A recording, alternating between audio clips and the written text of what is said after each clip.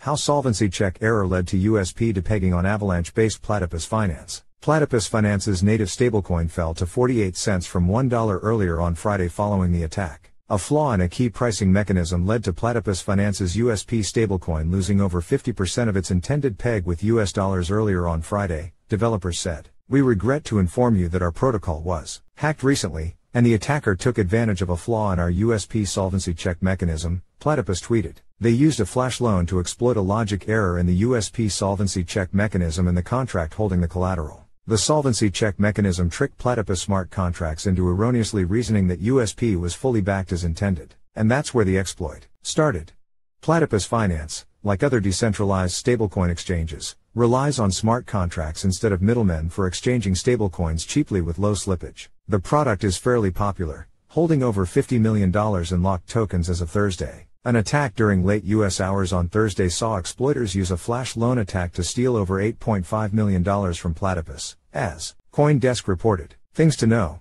USP is a type of stablecoin. Its price is affected by how much is available in a place called the main pool, and when more people swap other types of digital money for USP, the price may go slightly down. When there's less USP in the main pool, the price goes back up. To keep the price stable at $1, a fee is charged to people who borrow USP, and the fee increases when there is more USP in the main pool. This encourages people to borrow more or repay their debts. Flash loans are a decentralized finance, DeFi, specific mechanism allowing users to borrow high amounts of capital on little collateral as long as the loan is paid back within the same transaction. Flash loans are not inherently bad. They are generally used by traders, but bad actors may use flash loans to trick a protocol smart contract into manipulating prices on liquidity pools and take over that pool's assets. How the attacker stole millions. Blockchain data shows the exploiter borrowed over $44 million from lending platform Aave for the flash loan, using it to supply liquidity to a trading pool on Platypus and tricking smart contracts into issuing $44 million of Platypus LP token,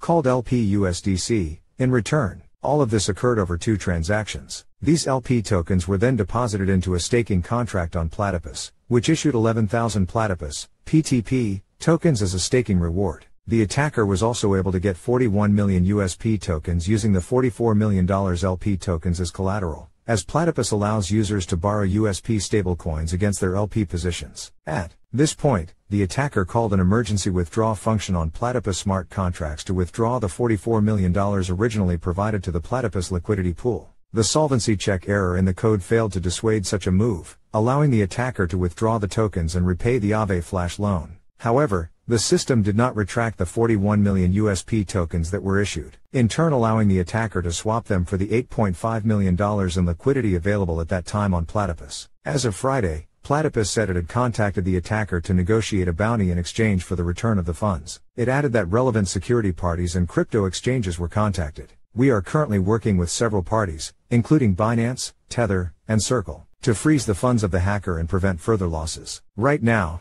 the USDT has been frozen. We are also exploring options for compensation and reimbursement for affected investors," developers tweeted. USP continues to lose value at writing time, trading at 47 cents as of Friday morning.